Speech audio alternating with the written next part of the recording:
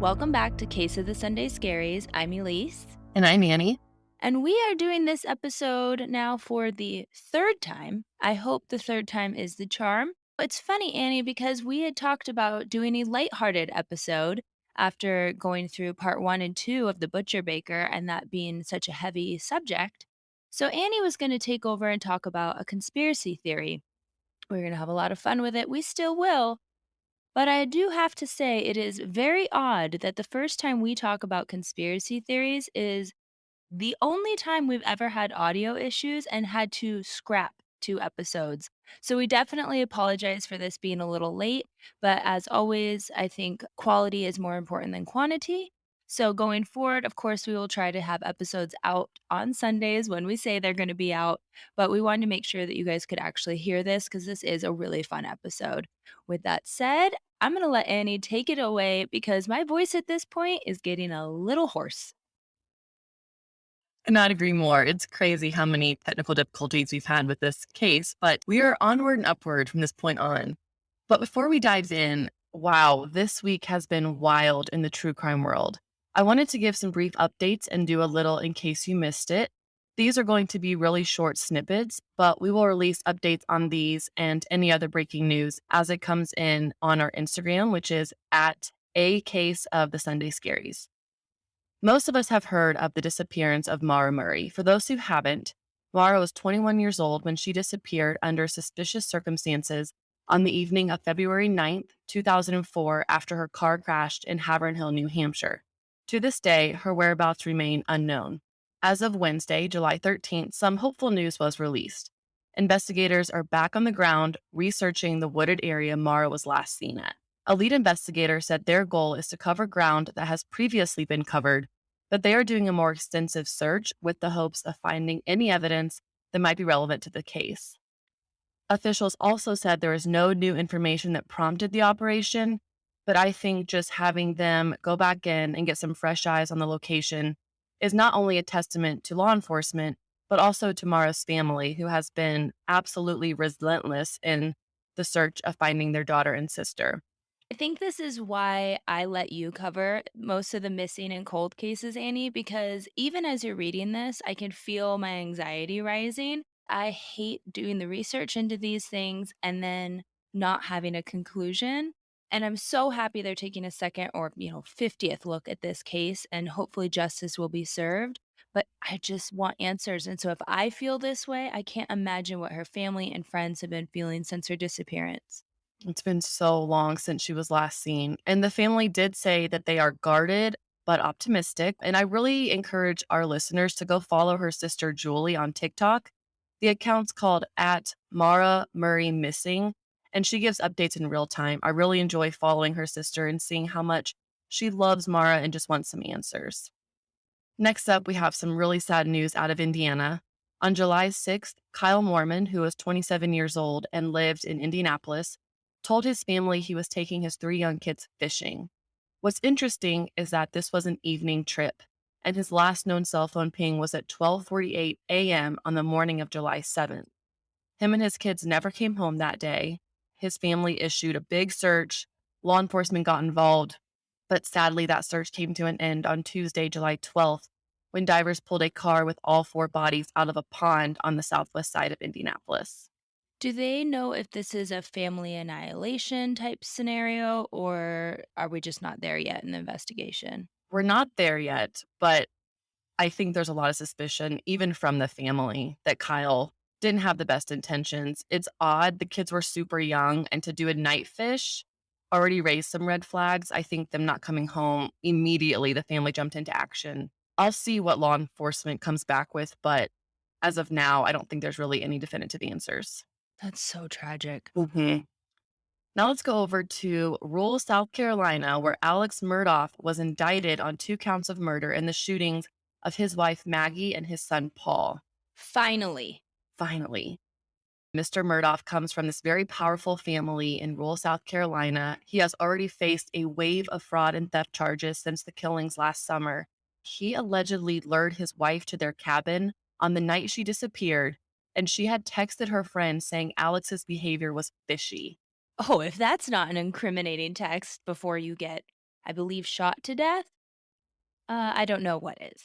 One of our Scary Squad listeners named Danielle messaged us on Instagram and she said, quote, I was hoping this case would expose more of the good old boy system happening all over South Carolina and the people who helped him get away with it, end quote. And we cannot agree more. Yeah, Danielle, you hit the nail on the head with that one because I've been following this family for a while just because it is wild. This man has paid someone to kill him that didn't work. His son, who has now passed away, was involved in a potential drunk boating accident that ended Mhm. up with another person dying. This family has bodies and secrets piling up all around them. And they've gotten away with it because up until this point, good old daddy was part of a very, as you said, very, very powerful legal family in that area, and so it is nice that finally, hopefully, he will have to pay the repercussions for this.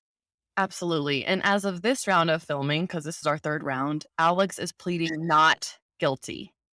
Oh, that's new. Yes, that's new as of this morning. To that, I say, sure, Jan, that little meme.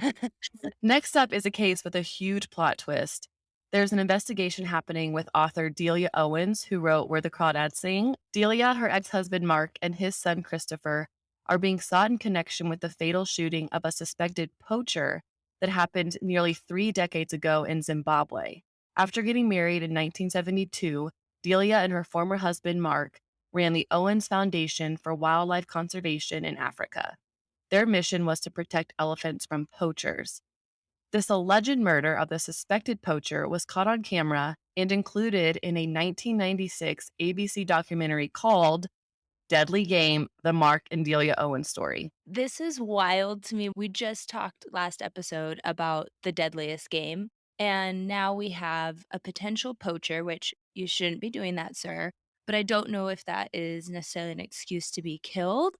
I don't even know if I have words for this because it was such a shock. When this came up on, like, my news feed, I thought there's no way they're just doing this, like, publicity stunt because the movie's about to come out, and the book obviously is surrounding a murder. So maybe this was just some weird, bizarre PR move, but the fact that her book was about a murder and now it's like, what is the symbolism here? I know she's made note of that in other articles that everything in the book is a symbol for something else. I'm like, is this book an autobiographical book of how you killed someone? Oh, yeah, there's a lot of people connecting the story with this supposed murder. And what's wild is the investigation is stalled because there's a lack of extradition treaty between the US and Zimbabwe, and ABC is refusing to cooperate. That's via the LA Times. We have to follow up on this. And lastly, on a really dark and sad note, let's talk about the heartbreaking case out of Michigan. It involved Tierney Lee Savage, who was 35 years old, her son Dayton Cowdrey, who was 13, her mother Kim Ebright, who was 58, and Bo Eugene Savage, who was 35, who, according to court documents, was Tierney's husband. She tried to fill out a restraining order against Bo, stating that he had stopped taking his mental health medication and he had recently purchased a firearm and was also making threats against his own life as well as hers. She went to court and the judge dismissed her petition based upon insufficient evidence. A few days after that, on July 7th, she filed for divorce, and 3 days later, all of their bodies were found killed by gunshot wounds. The investigation is ongoing, but the police are investigating this as a murder suicide. These cases make my blood boil because I have some personal experience with having to file restraining orders, going through the process of trying to separate from an abusive relationship.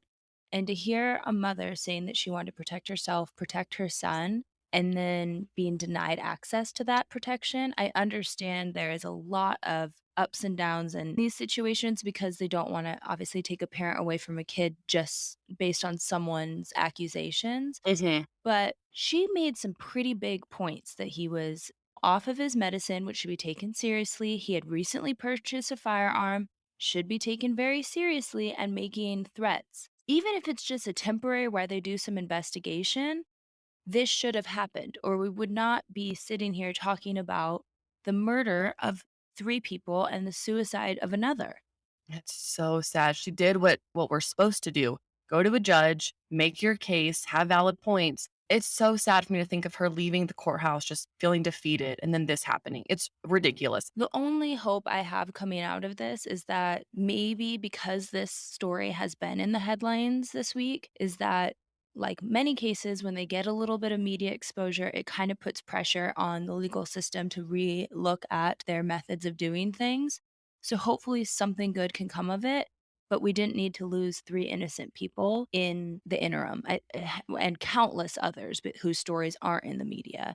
I agree. It's very, very frustrating as someone who's gone through this process herself and seen the lack of protection and care that's taken for people that are trying to make sure that they're protected. It is infuriating. No, that's a great way to put it. All these stories are really new, and we'll keep everyone posted as best we can, like I said, via our Instagram.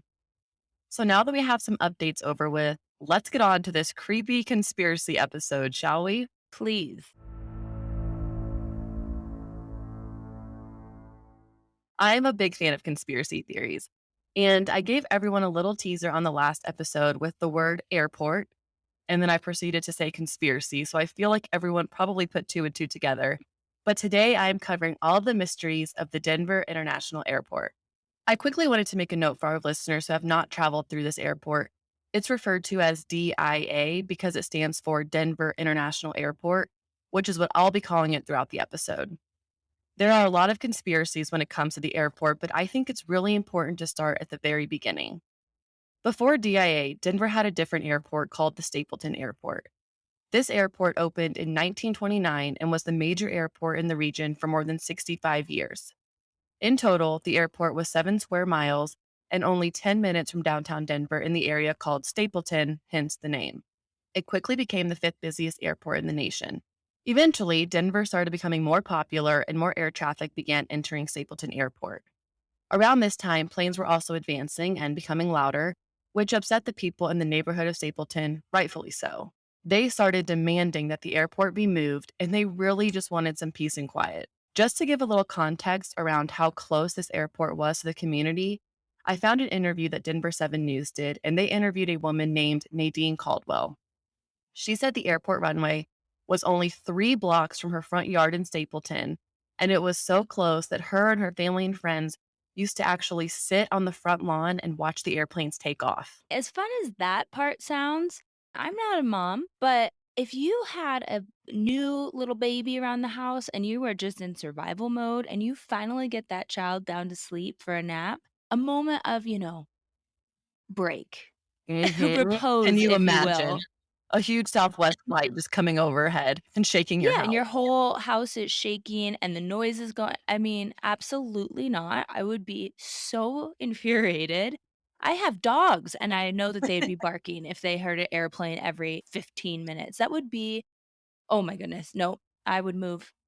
Well, and today, Stapleton's this very family friendly neighborhood. I know this was a bit ago, so it's kind of still up and coming, but it's always been family friendly. We have those old brick houses, those big trees over the road, like very quaint. And to have this airport and all this noise would not be ideal.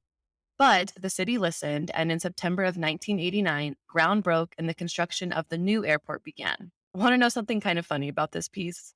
Always. When discussing the conspiracy theories about DIA with my husband before researching the episode, I was convinced that the biggest conspiracy was why the airport was built in the first place. There was already a perfectly good airport, but I can admit when I'm wrong. No, no, when I was misled. Okay, because clearly, You're when gonna you requalify it as misled? I'm not wrong, I'm misled. But whenever you hear back to how loud it was and how close it was to neighborhoods, I do think the new airport was necessary, and we have proof that Denver Airport was in fact needed for the poor community of Stapleton. So now that we have a really brief background of the airports, let's get into the creepy stuff, the conspiracies. Yes, please, I'm putting my tinfoil hat on. Here we go. First up, we have the size of this airport. I didn't know this, but Denver is the largest airport in the country and the second largest in the world. If you're wondering how an airport this large can be in Denver, it's not. DIA is located about 30 miles east of the city and on this very large, desolate piece of land. In total, the airport is 53 square miles, which equates to 34,000 acres. We went from 7 miles to the previous Stapleton Airport to now how many square miles? 53. The airport's not that big. That has to include the runways and everything else, right? Exactly. It includes the whole, Hangars. yep, all the land that the airport sits on. That's still a ton. And for the fact that it's the second biggest, you would think like New York, Tokyo, I don't know, Paris, like those would be the biggest hubs. And yet Denver, right smack in the middle of the country, is the biggest. Good old Colorado. To give a little size around how big 34 acres is, because I know it's kind of hard to picture, that area is bigger than a few cities, including San Francisco, Miami, and Manhattan, So you can take all of Manhattan and just plop it right into the property for the Denver airport. and still have a little space to run around. Yes, That's crazy how big this area is. it's massive. The second largest airport in the country is Dallas Fort Worth, and it's only about half the size of DIA, coming in at 17,000 acres. Another interesting fact is that DIA's acreage houses not only the airport terminals, but multiple other buildings and hangars for the airport's use, kind of to your point, Elise, of what exactly is filling up this vast space. This allows for possible expansion in the future, as well as helps keep the airport from crowding and bothering the citizens of Denver. But the extra buildings and hangars are completely unmarked, leading one to wonder if they're strictly for airport use or something far more secret. By the size of the airport alone, it's clear that this was a massive project. But the delays were significant. When I say significant, I mean like 2 full years of setbacks. It was supposed to open in 1993, but it was delayed until 1995.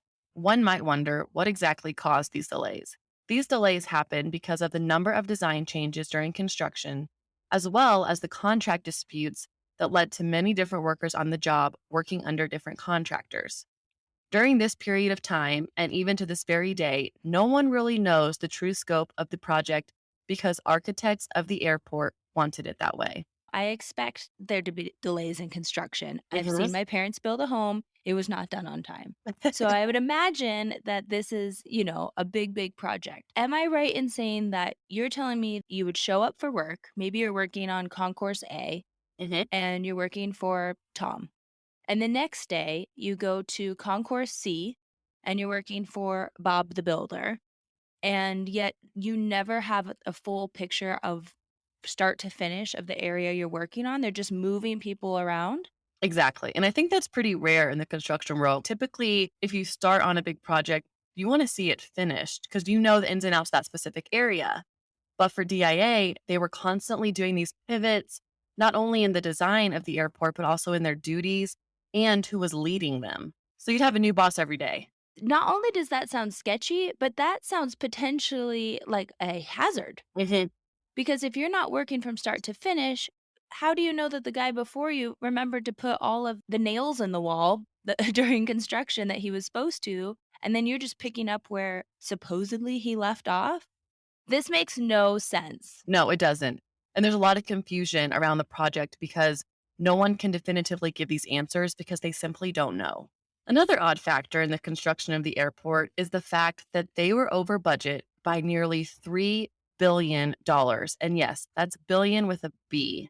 That is Jeff Bezos money. That's a lot of money. That's a lot of taxpayer money, I'm assuming. I'll get into that piece in a little bit because you're going to be surprised around that. This is where some people started getting a little suspicious of the airport. Why did it take so much longer than anticipated? And why was it so over budget? People, like you and I, began to speculate that there are things going on at DIA that the general public is unaware of. Now, I get it. I get it. People are probably thinking, come on, Annie, it's the largest airport in the country. Of course, it's going to be large and expensive, but you cannot convince me that all of this is necessary. That's a lot of dough and a lot of land for an airport. And I have some questions. Well, I hope you also have some answers because I am feeling a little confused. You're already setting us up with some shoddy craftsmanship if they're not even finishing the jobs that they're assigned to. So I'm going to want to know the purpose for all of this. Remember, this is a conspiracy.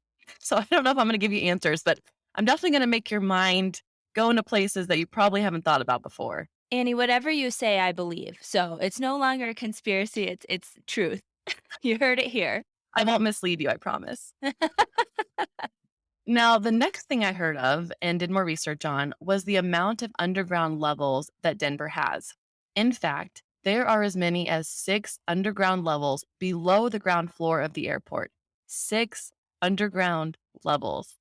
I was just at the Denver airport on Sunday. Mhm. You check in, you go downstairs, and I think it's about 2 floors that you go down. It's 2 different escalators, and then you get to the trains.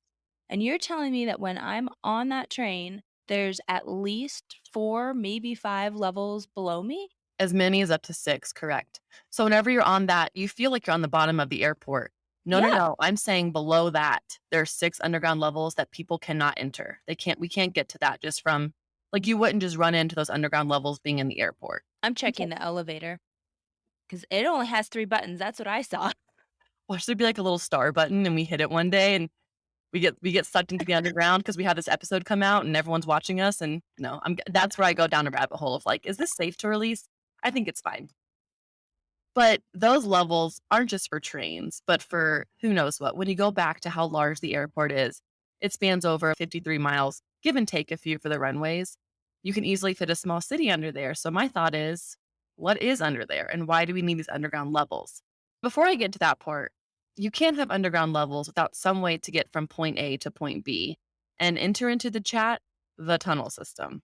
DIA has a very complex system of tunnels, and if you've ever been on the train, like you said, Elyse, you take it to get from the main terminal to the concourses. You've actually been on the first level of tunnels. Originally, these tunnels were set up to help get bags from the baggage drop to the planes, but fun fact, they have never utilized the tunnels to their full potential. So you're telling me $3 billion wasn't enough money to get some faulty craftsmanship fixed up and you could get your bags on time, which doesn't happen often in the Denver airport. If you haven't traveled there, let me tell you, it is often delayed. So this baggage system would be real nice, I assume. Yep. So they created this massive tunnel system for suitcases, for bags, whatever, but they don't use it. Supposedly it's faulty, but I think those tunnels were created for something else. I really do. Some people have said that these tunnels connect DIA to the Cheyenne Mountain Air Force Base, which is about 70 miles south in Colorado Springs. A little bit about this Air Force Base. It's actually built into Cheyenne Mountain and is considered one of the world's most secure buildings. This complex is located under 2,000 feet of granite, has 6 tunnels, each being 3 stories tall, is secured against seismic activity and nuclear explosion, and is prepared and strengthened against electromagnetic pulse attacks. What? I did not know that this was a thing, but also as soon as you're explaining this, I'm wondering how the heck people go about building this fortress is what it sounds like. It doesn't sound like a military base. It sounds like a fortress into a mountain. Lots of dynamite. I suppose so. I feel like that is kind of creepy. Why do we need that much protection? And then why would the airport potentially have a tunnel going back and forth? Exactly. And I actually looked at photos of this mountain Air Force Base. And if you've ever seen Stranger Things on Netflix, it kind of reminds me of the laboratory where Elle and the other kids were. It's very secure, lots of rooms and hallways, and no windows at all. Is this your way of hinting that I need to finally give in and watch Stranger Things? Okay, I feel like our listeners are probably just as baffled that you've never seen Stranger Things. I'm not into science fiction. I wanna keep it real life, but okay, it's tying into our cases. I get it. I will watch. You have homework now, Elise. So we have underground levels, a massive tunnel system that potentially reaches an Air Force base, and we have this very solid theory that there is a huge military base under DIA. After all my research, after the multiple articles I read, I think this is very plausible. I do want to preface this portion by saying it's scary. I think a lot of the DIA conspiracies, they're not lighthearted, but the following one makes me a little bit nervous to go back to DIA. I got a little bit paranoid writing and researching. At least I know I was texting you, like, I feel like I'm being watched, but this part's creepy.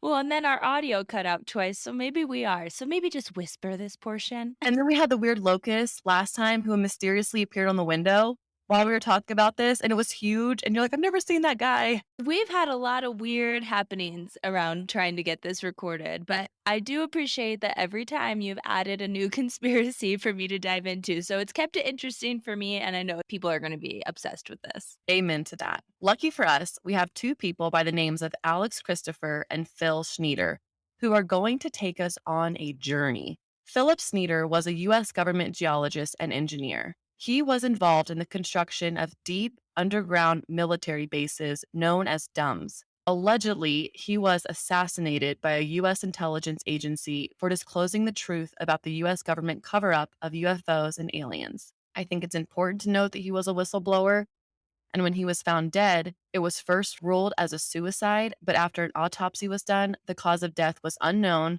and there were notes and mentions that he had been strangled. Well, I would think it would be quite difficult to strangle yourself. Why do they always 100%. bring it to suicide? Always. What's even more interesting is that before he died, Phil bought a gun for protection and told people that if he was found dead, it was not suicide, that he had been murdered. I'm giving this background because I want to set the stage for this next part. It's going to sound bizarre, and I understand that. But there is so much evidence that Phil was involved with the government and he was very vocal about what was going on behind closed doors. Back in the early 80s, Phil was the head engineer for the construction of the base that was to go under the new Denver International Airport. This is how he's connected to the conspiracy theory because he actually worked on this supposed base underneath the airport. So he would have not only firsthand experience being down in these creepy deepy tunnels, but he was the one that engineered their building? Exactly. He was the head engineer. Now, mind you, this is not common knowledge that there's a base underneath the airport. I kind of glazed over that fact, but we have this whistleblower who works on these dumps, deep underground military bases, who was allegedly assassinated. I'm saying allegedly because I don't want to get in trouble, but we all know it actually happened. And he's talking all the time about how the government's involved. I think he has some credibility. Keep an open mind for this next part. The other person I talked about is named Alex Christopher, and her identity is so freaking hard to find. I Googled who is Alex Christopher for probably 30 minutes and nothing came back. I can't help but wonder if after Phil's assassination, she went undercover, changed her identity, and was really scared. This article that I'm going to talk about came out before Phil was murdered. I think she's a journalist and photographer, but that's simply my speculation because her identity is truly a mystery. Could she have been writing under a pen name? So maybe she never was Alex Christopher? Oh, that's a really good. I spent 30 minutes of my life looking for you, Alex. You misled me. Come on. Alex and Phil gained access to the underground facilities beneath DIA before it opened. Keep in mind, Phil worked underneath on this base. I looked at photos that Alex published, and she talks not only about her personal experience being underground and what she saw, but also things that Mr. Phil Schneider told her about. I'm going to paraphrase because there's a lot here and it's kind of hard to process. When Phil and Alex went on the lowest level they could, she said it was very, very hot down there, not cool like a basement. Phil, very matter of factly, said, "That's because there are a lot of levels below us and heat rises." Oh, okay. So there might be more than six. Hmm. That is really interesting. I've kind of dug into some other conspiracies, and anytime someone makes a comment like this, I always think, is there a nuclear power plant that would be generating a lot of heat or some sort of computer machinery? Because, Hmm. I mean, even my laptop right now, I'm sweating. It puts out a lot of heat. But that is very odd that they went down to the lowest level and she is sweating. Right, because you think basements are cool. Cellars are cool, dungeons are cool, and I've never been in one, but life goal right there. I didn't even process that when you said it. How many dungeons have you visited, Annie? They're in there pretty casually.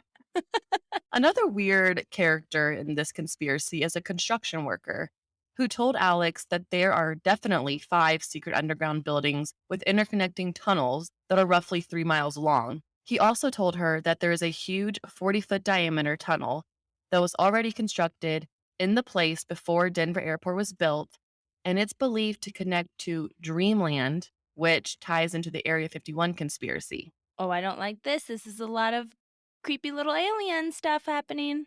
And you said that you don't like sci-fi, but that piece, anyone who's listening, I love a good Area 51 conspiracy. So the thought of this tunnel already being there, it kind of gives a little idea on why the airport was put there. But the fact that it connects to Dreamland, Area 51, is spooky. In the article, Alex talked about how there are 2 secret runways longer than any of DIA's current runways. A source who worked for Bechtel Corporation and Wait, I have to interrupt you. Did you just say Bachelor Corporation? Bachelor. Oh, good. I was just wanting to clarify I am not some alien super spy. I have no part in this.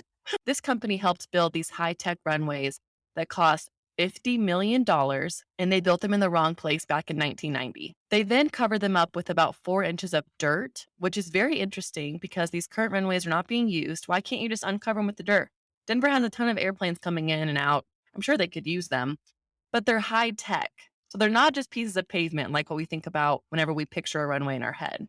If you made such a huge 50 million, did you say? That is 50 a million. big quote unquote error, or at least that's what they're saying. But to cover it with dirt would make me think that you at some point think it could be used. What do you anticipate landing on that runway? Well, that enters my next part of this.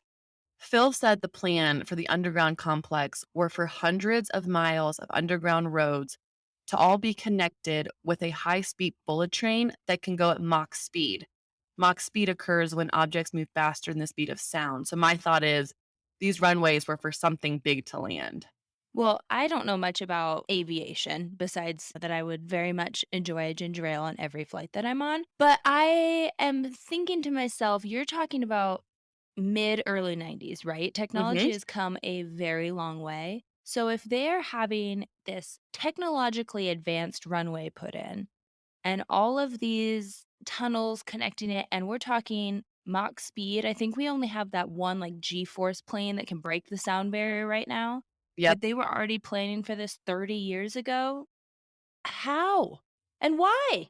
Phil also went on to tell Alex that most of these underground bases are now jointly occupied by humans, of course, and either ancient Earth races or alien races. According to him, these underground bases are to serve many different purposes, such as medical research, prisons, work camps, military accommodations, food storage, and more. He's also claimed to have seen a nest of gray, alien like creatures with pupils that look like a reptile's underneath the airport. Absolutely not. Absolutely not. I am a person that believes in aliens. However, for some reason, when you said a nest, the image in my mind is not something that I'm enjoying very much.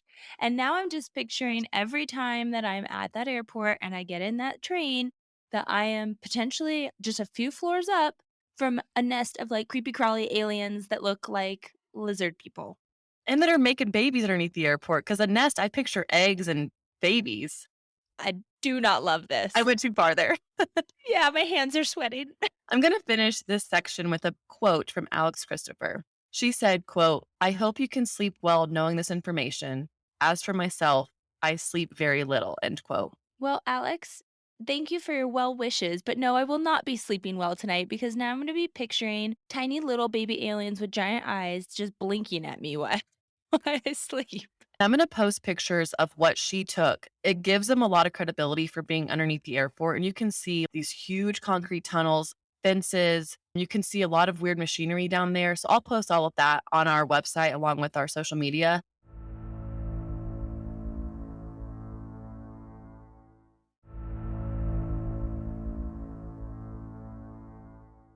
Another weird thing that happened back in 2011 was President Obama visited Denver. The official reason was to do a three-state tour of the West to fundraise, which makes sense. Theorists noted that the president's visit could have been for two very different reasons. The first was to avoid Comet Elenin, which was known as the Doomsday Comet. I remember that comment because I was back in high school and I was very paranoid about it. Correct me if I'm wrong, Elise, but wasn't it? It was one of those big comments that came oddly close to Earth, and everyone was kind of panicking, but also trying to be really chill about it. I'm going to be honest, I don't remember this, but I have this theory of control what you can control, and I am not going to be flying into space taking care of an astronaut or not astronaut, a comet for anyone. So it might have been one of those little things I packed away in the back of my brain and just thought, I'll save that trauma for another time. And I'm the opposite. I'm like, okay, we have to have a plan in place. I'm a junior in high school at this point, pacing. My parents are like, you got to calm down. You can't control this. I remember this. Obviously, I'm a little scarred from it. But people believe that he was seeking shelter below DIA in the case of the comet hitting Earth and causing irreparable damage to our planet. Think about that bunker, all the levels, how it could almost hold a small city.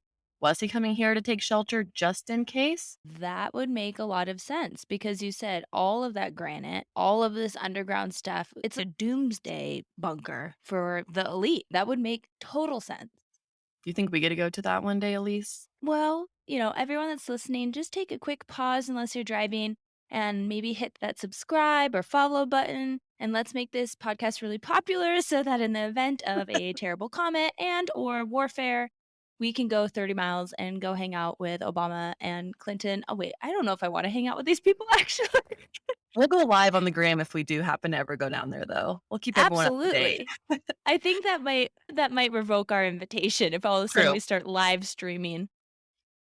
The other thought was that he was conducting a secret nuclear test in the tunnels under the airport.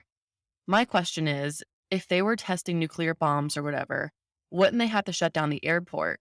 People come through that airport every single day. There's a ton of flights. But knowing what we know now, I'm not sure they would have had to shut down the airport. I think they could have went deep underground into one of these levels through a tunnel and done whatever they need to do with no one else noticing. Except I get that these are high quality bunker situations, but radiation could still get through. And obviously, as we know from Japan, if you put off a nuclear bomb and there's going to be vast repercussions, why would they want to do that underneath where hundreds of thousands of people go through every single day?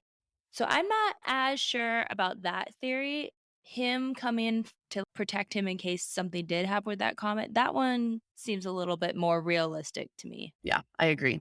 Now, moving on from aliens and the military base theory, let's get into a lighter topic. There is a big conspiracy that the Illuminati is going to flock here during the apocalypse. I Excuse ne- me, how is the Illuminati a lighter topic? I never thought I'd consider the Illuminati a lighter topic, but here we are. I'm kind of unbiased around the Illuminati. I love a good conspiracy. I'm neither here nor there. In the words of Beyonce, y'all hate us corny with that Illuminati mess. And that is the Oh, fourth time you've had to hear that, Elise. it gets better every time. This is Annie's announcement for her debut album. But I do feel like this notion of a group of people who controlled not only the location of the airport, the underground levels and tunnels, and just the massive size has to exist. Your average Joe is not here saying, we need this massive airport with all this space and tunnels that we aren't going to use. So I did some digging, and it turns out that there actually is factual proof of a secret society and their involvement with the airport. For anyone who has taken a history class, the term Freemasons isn't new. The Freemasons are one of the world's oldest secular fraternal organizations. So, how do they tie into the DIA conspiracy theory? The most persuasive piece of evidence that ties them to DIA is a dedication capstone at the airport's south entrance dated March 19th, 1994.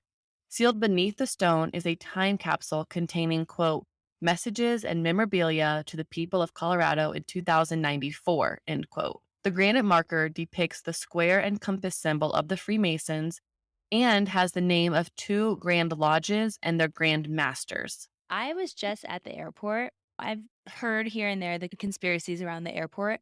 So I wanted to go check this thing out for myself. And she's not kidding you guys. We all know the compass, the all seeing eye, all of these symbols that are supposed to correlate with Illuminati, Freemasons, whatever you want to call them. It is just sitting there for anybody to see, which is confusing a little bit because it kind of rules out the whole secret aspect of it, you would think. True. But sometimes the best secrets are kept right where everyone can see them.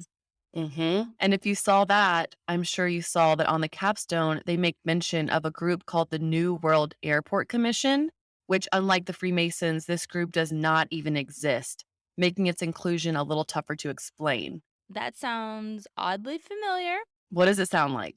You said it was the New World Airport Commission. Correct. I think we're all familiar or have heard just in media the phrase New World Order. Exactly. Sounds oddly like the New World Order. And they're taking credit, this airport commission that doesn't exist is taking credit for building this airport.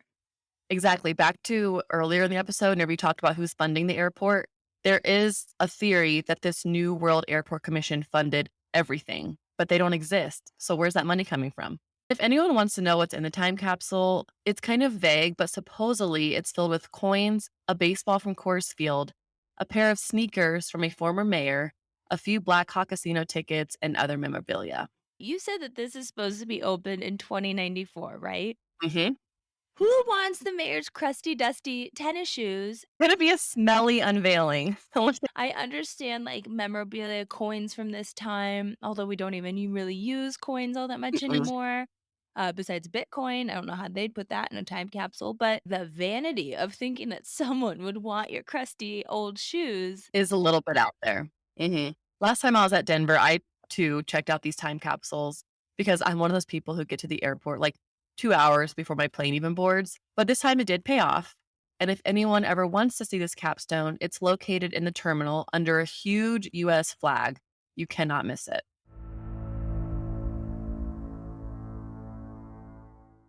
We are now moving on to another piece of the DIA puzzle, the artwork.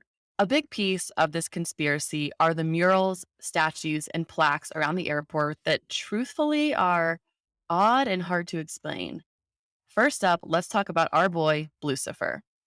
This is another theory that actually has a ton of facts around it.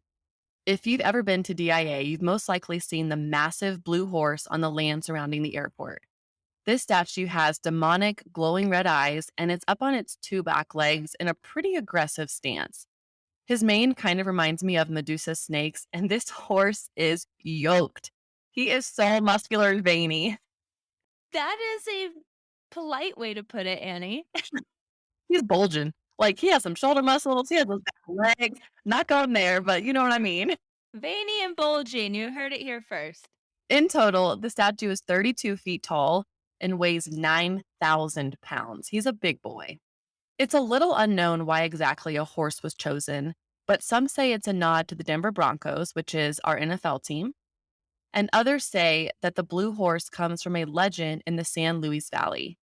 This valley is a region located in southwest Colorado that spills over to New Mexico. This legend states that wild mustangs roam the valley, and one of them is said to have a blue coat, red eyes, and is capable of flying. I like to choose a second option because the thought of a flying horse is spooky and spectacular. Well, and at least it would make some sense because if you don't know this little history lesson you're giving us, that is the most unwelcoming thing when you are driving into the airport hmm and we're arriving here, let's say, and you're like, oh, I'm so excited to be in Denver. Wait, why is this demonic horse with glowing eyes peering into my car? It doesn't exactly say, welcome, this is the land that is full of nice people here to welcome you, and here's our sign.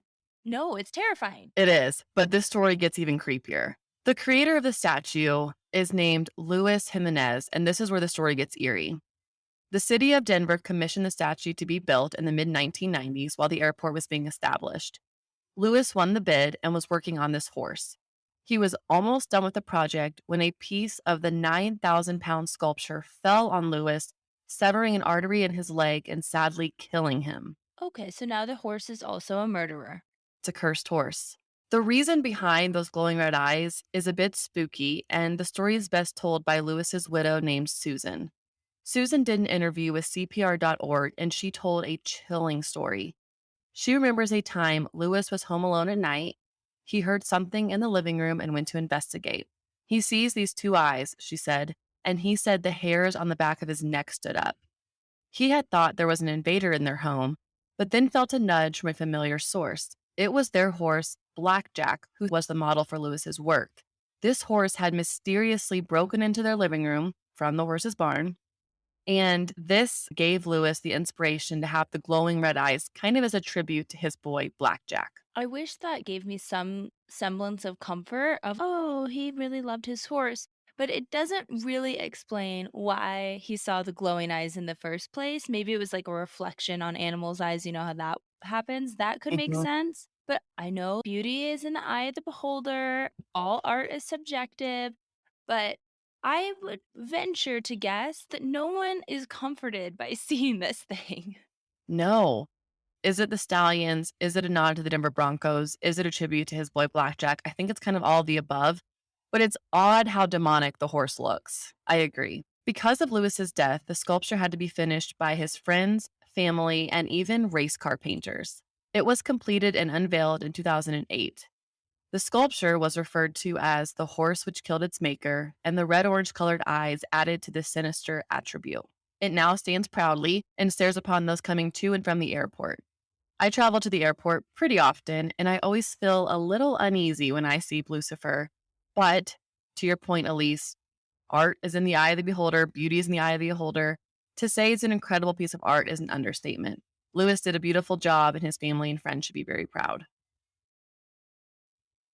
Next up on the long list of weird things around the airport are the murals. Elise, pull up Google for me because I want to hear your take on these. I know you're about to be freaked out. Yes, because I clearly am a art critic of the highest accord. You can find these end of the world themed murals in the east and west baggage claim area outside of the Great Hall. The artist of the first mural, which is 28 feet wide, is named Leo Tanguma. This mural supposedly paints a picture of the end of the world as we know it.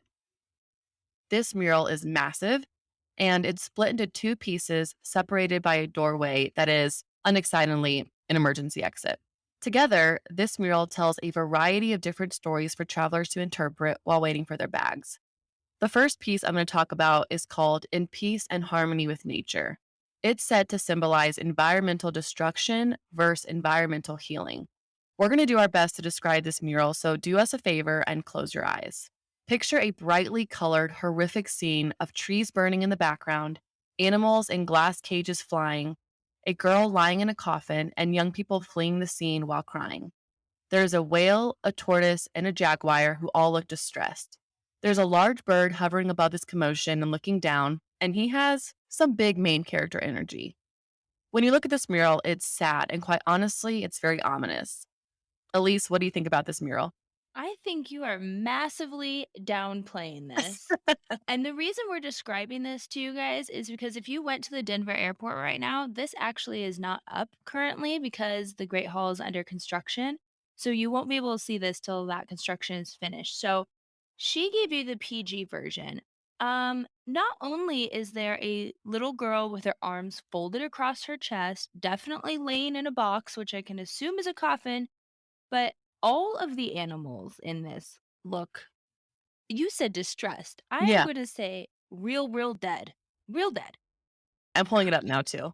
Okay, this jaguar is laying across like a field of not a field of flowers, but like a bed of flowers with its head kind of awkwardly positioned in a very unnatural way. The buffalo looks like a taxidermied buffalo that's just stuck to a tree, just his head.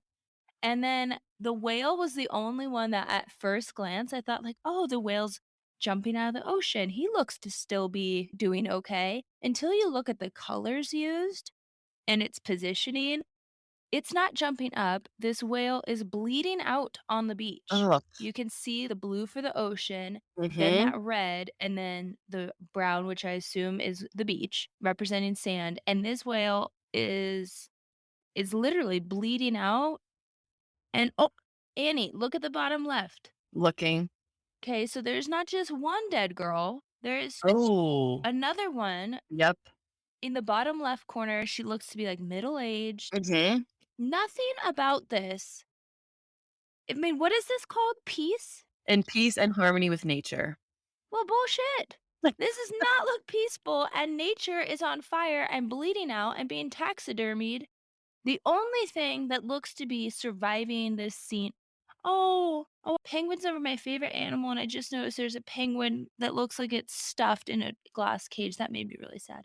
Every time we look at this mural, I feel like we see more things. Yes, and I don't love it. No, but The but look at that bird. the bird is either breaking out of the cage or in a glass box of some sort, but he seems to be doing okay. Everybody Mhm. else is either dead or a hot mess. That bird is a quatel bird, and that's sometimes used to symbolize extinction. So it kind of makes sense in this mural why maybe he's surviving and everyone else, in the words of Elise, is real, real dead.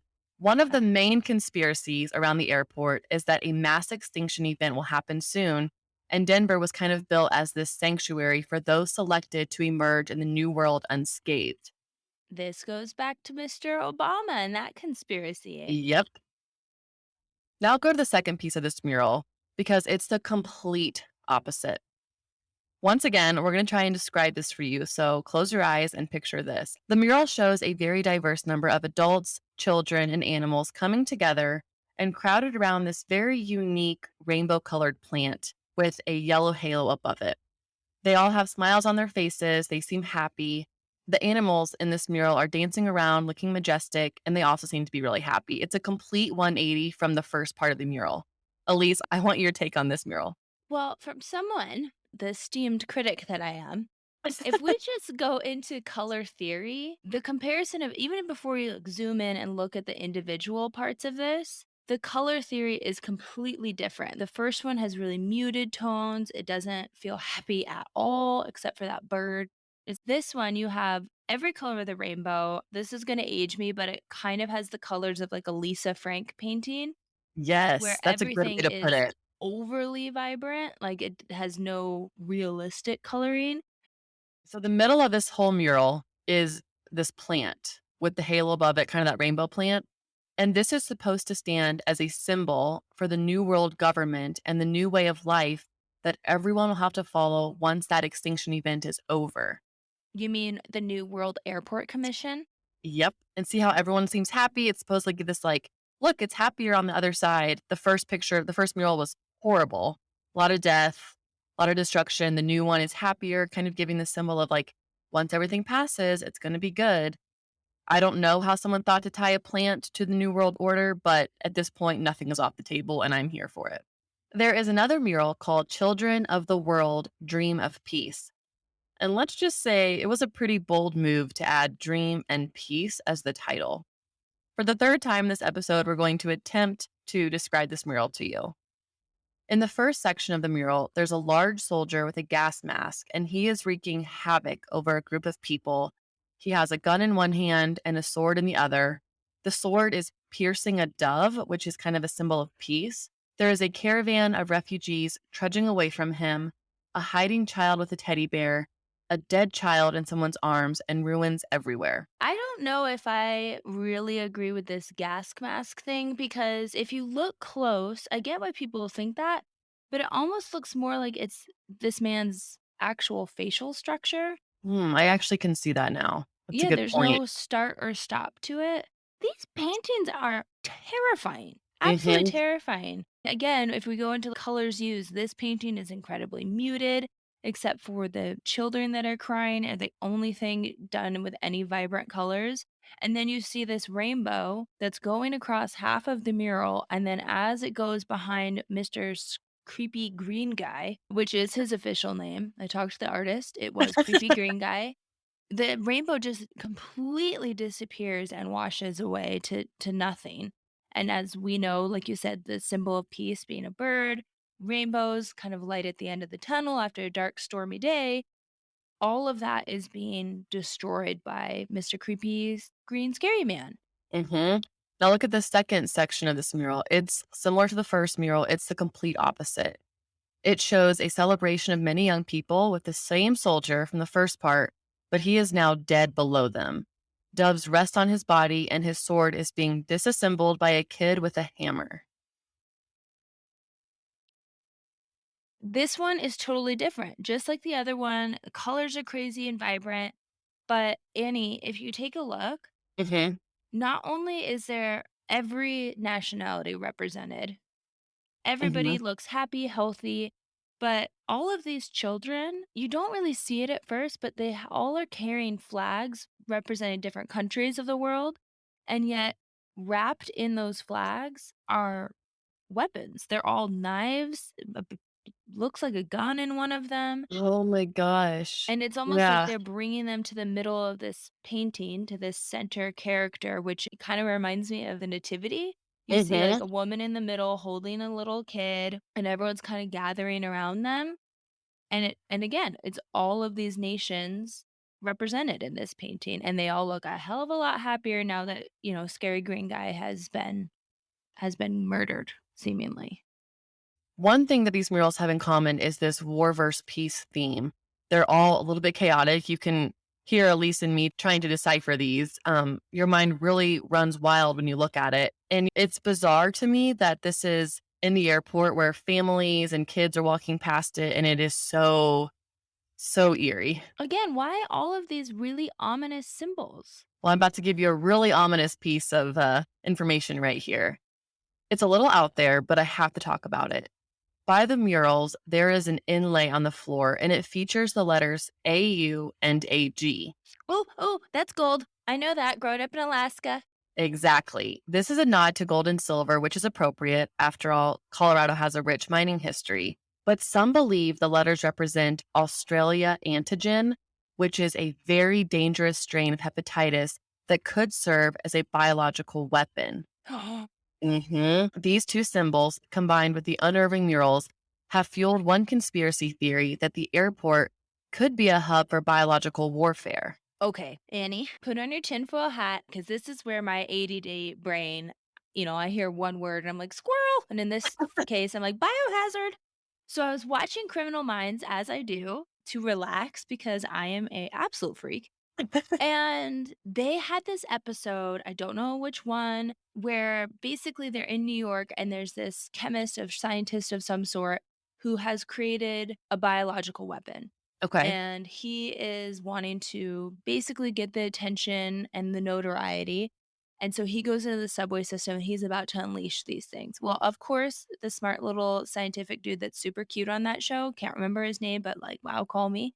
He saves the day in the last minute, but the last minute or 2 of the episode, it shows a guy in a biohazard outfit, and he's carrying the box with that guy's disease of whatever that he created, and it kinda looks like a safety security box, hmm and he's going down all these levels, like you're talking about the airport, and then he goes into what looks like a very sterile bunker safety deposit box location, and he pops it in, and then it zooms away, and you see just thousands of these little boxes. Now my brain is going from Criminal Minds to whatever the hell is supposed to be depicted in these pictures, and the fact that this is such a secret thing, it's so far underground.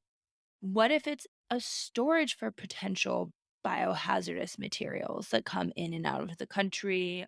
I think we all just saw the birth of a new conspiracy theory via Elise. That's a I good one. really, really took you on a wild ride there. I'm creating my own conspiracies at this point, but is it that far fetched? No, it's not. You have to have a place to store that. You can't just be like, oh, okay. Look, what was the one in the 90s right after September 11th that everyone was getting mailed? Anthrax. Anthrax. You can't just be like, "Oh, well, we found this anthrax and we're just gonna keep this at the hospital. What if there's an earthquake and the little beaker breaks and then anthrax is everywhere?" Okay, now I'm really going on a tangent. But you have to have a safe place to store that, and seemingly in the middle of a dry, high desert, hmm 8 levels below ground sounds like a pretty safe thing. And that guy, what was his name? Skeeter? Phil Schneeder. Sneeder? I like Schneeder though. It's kind of fun. He mentioned, did he not, like, they do medical experiments down there? Yep. He said that those underground bunkers and buildings are used for a variety of different things. One of them was medical experiments. I've either had too much coffee or I'm onto something. I think you're onto something.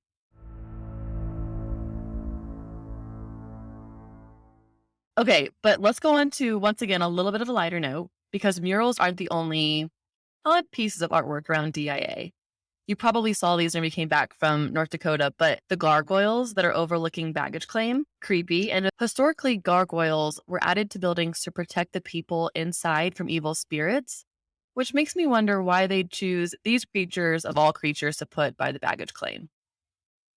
Because they're checking not the bags, but making sure that they're not full of biohazardous weapons. There we go. Some people who created these gargoyles, they said, no, they're there to protect your bags. And I'm like, that's a joke because my bags are always getting lost at DIA. Probably because that lengthy, very expensive underground baggage system isn't being utilized. Amen. The last piece of a conspiracy can be a little bit triggering, so I'm going to talk very briefly about Hitler. If you don't want to listen, that is absolutely fine. Please just fast forward about 30 seconds. From a bird's eye view, the runways are laid out to look almost like a swastika, and some hypothesize that an architect of the runways did this on purpose as an ode to Hitler.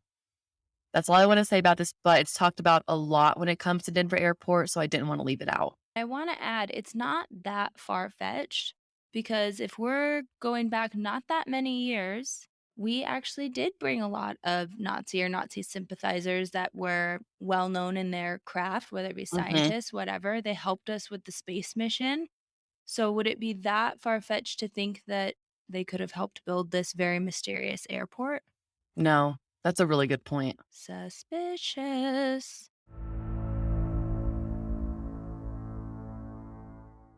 My favorite thing about DIA is that they really lean into these conspiracies. They take the approach if you can't beat them, join them, because they have some really incredible marketing campaigns around these conspiracies in the airport. Most recently, Denver has capitalized on the mythological past with a series of ads. One shows Blucifer, that big blue horse, with red laser beams shooting out of his eyes with the tagline, "Are we creating the world's greatest airport or preparing for the end of the world?" Another one shows those gargoyles in a TSA scanner line and asks, "Streamline security or more secrets?" Others depict space aliens, a lizard person, mysterious tunnels, and my personal favorite, a cat in a tinfoil hat. Which is what I basically should currently be wearing after the little Yeah, tangent I just went on. it's a cute ad, and all of them are hashtagged Den Files, which is a play on the X Files TV show. And they all urge viewers to learn the truth at denfiles.com. And you bet your bottom dollar I've been on denfiles.com. It's really great. But do you know one theory that's never addressed in any of these marketing campaigns? Well, hold on, you talked about the artwork, you talked about the gargoyles, The aliens. the military base and tunnels. Ding, ding, ding. They never once mention the theory that DIA could be this big military annex. I almost wonder if they're using the other conspiracies as a total distraction and kind of playing up that lighthearted, "Oh, look, we know what you're talking about." But in reality, I've never seen a joke about a military annex. Yeah, again, it's one of those things like the AU, the time capsule that clearly has very confusing messaging around a secret society and this new world airport federation nonsense that doesn't exist. Hmm. What if this all is if we put it right in front of you, you won't question it? Yeah. And that wraps up my case, Elise. The next time anyone comes through DIA, please take note of these odd characteristics of our airport. Blow our boy Blucifer a little kiss and check out the murals because I would love to hear any and every thought around this airport. Even if you don't agree with conspiracies, that's okay. Hit me with some facts. I'll listen. I've changed my mind before. I can do it again. Oh, the one time that you can't even say you were wrong, just misled, is that what you're referring to? Yes. Well, I may have also misled people down a whole new conspiracy of biohazardous material and how it crosses paths with criminal minds.